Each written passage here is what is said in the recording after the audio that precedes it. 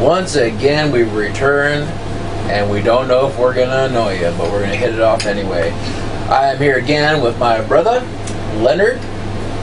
I am the DC fanboy. And Superman fanboy, let's point that out every time. Absolutely. I am the Marvel asshole. Call me D as always. That's the letter D, nothing else. Anyway, today we're going to cover some movies that are going to be coming out. We've been seeing a lot of trailers and stuff.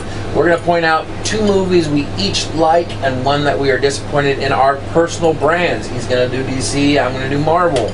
And we're going to complain to each other about even what we like and dislike to see how many clashes we have.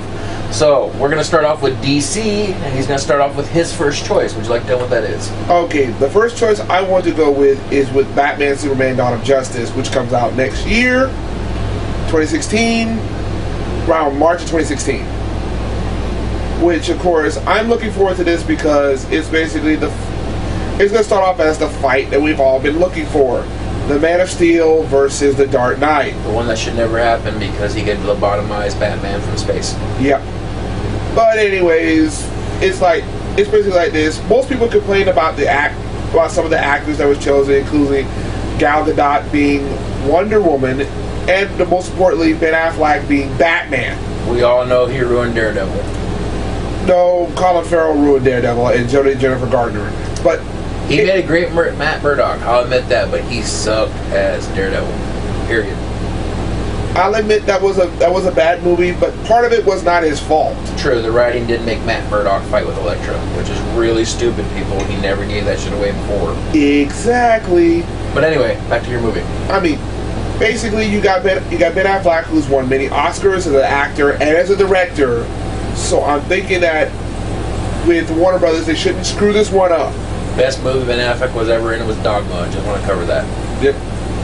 And what about Good Will Hunting? But anyways, when it comes to this whole movie, I feel that the only thing I'm worried about with this film is, as you said, I'm a Superman fan. They're gonna have him possibly somewhat be losing in the fight in some way, and then before they finally decide, hey, why are we fighting? We should be, teaming up together.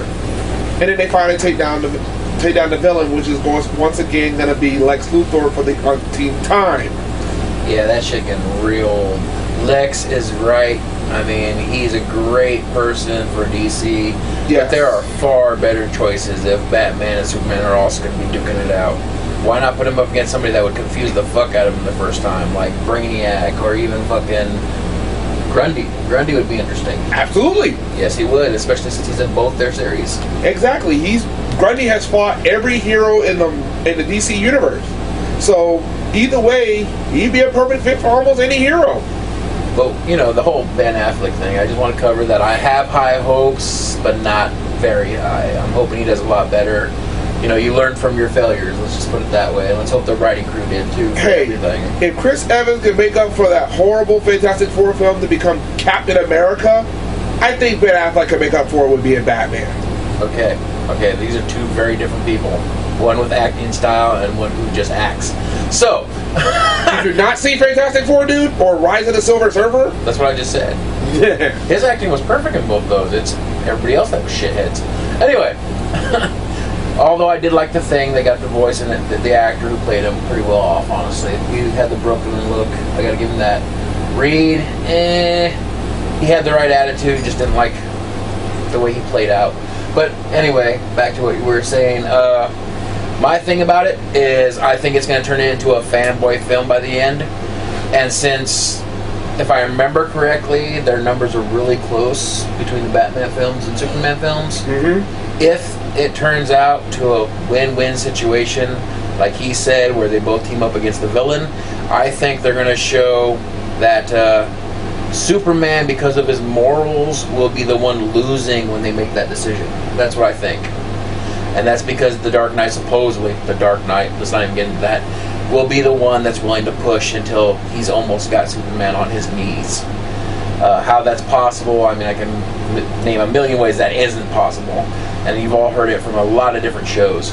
But we'll cover that one later. That's our 2 disappointing things and good things about his show. And of course, Batman vs Superman. It's going to be badass one way or the other way, as long as they put it together well. Yep, So let's look forward to some great action scenes. of course. Now, over on my end of the table, we're going to take a look at Age of Ultron. Of course, the trailer that everybody's been basically going ape shit over or having an orgasm over. I have no strings. Anyway, yeah, that's a badass line. I don't give a fuck who you are. That's right. No Agents of S.H.I.E.L.D. pushing that shit. Anyway, He's gonna get overshadowed by Loki. okay, I just want to make this very clear. The original Ultron is actually made by Hank Pym, not Tony Stark. I don't know how they're going to go about that. That's their gig. But Hank Pym made the original. Look it up in the comics. And there's been more than one rendition of him. There's actually like up to 9 they actually name, if I remember right. 7 or 9. Really bad with odd numbers.